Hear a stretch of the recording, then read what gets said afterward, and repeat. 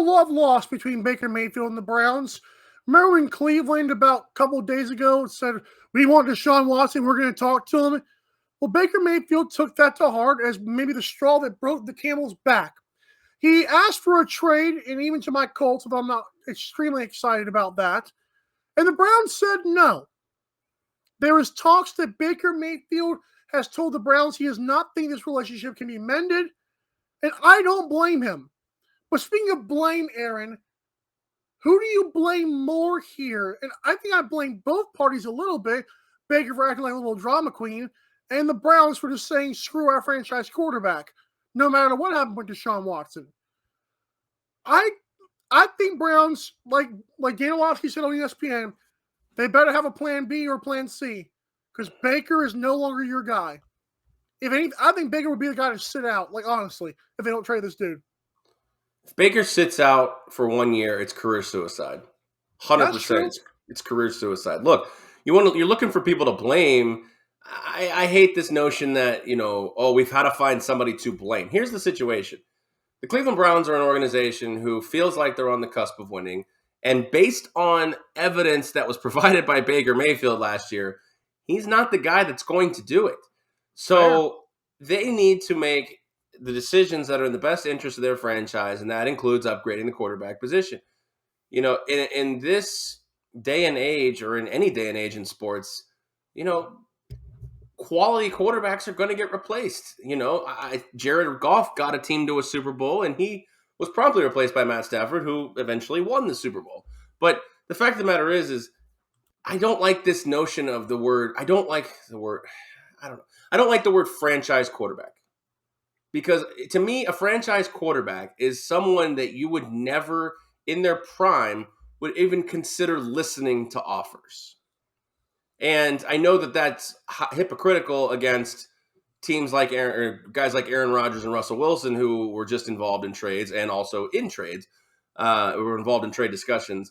So for me, when you're picking up the phone immediately to discuss something about your quarterback, to me, you're not a franchise quarterback. If you're having hesitation or second thoughts, or your quarterback has now controlled the leverage, I believe you are considered a franchise quarterback. But Baker Mayfield, to me, is not a franchise quarterback by any stretch of the imagination.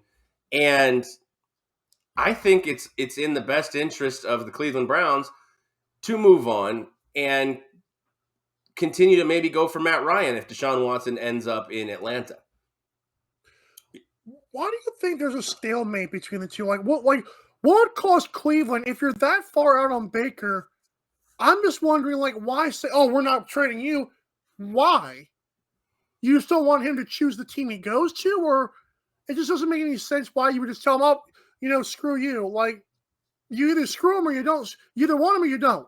Well, here's a question. Now, if you upgraded other positions on the field and left Baker Mayfield in, do you think that the Browns could be a playoff / Super Bowl contender? You put Matt Ryan in or something like that? No, if you upgraded the positions around Baker Mayfield and left him in.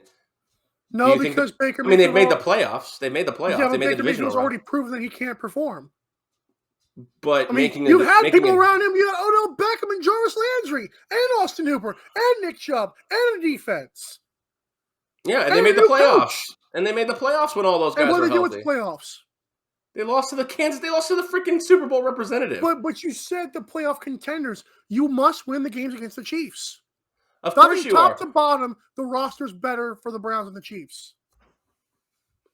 Oh, God, no. That's not true at all. You don't think so? No.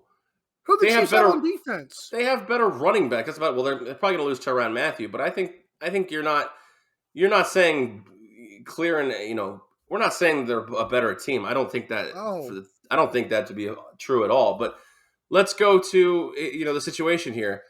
If the Browns can make the playoffs consistently, or at least the next season with Baker Mayfield, then that's a successful season for Cleveland.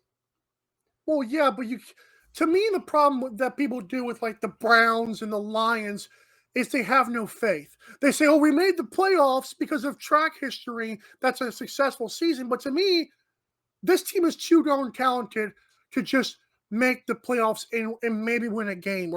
That's it. It's in the Cowboys. Well, This the team Cowboys is not a Super Bowl contender by any I stretch. think they are. You put That's Deshaun Watson on the Cleveland Browns, I really believe they are. I still don't think they are. We even talked Oh. about it on Wednesday or Monday or whatever the day that was. Yeah. Whatever day we talked about Deshaun Watson, I still said the only two teams that are Super Bowl contenders if they get them were the Saints and the Colts. I think Colts and Browns have similar. I mean, they both have good rosters.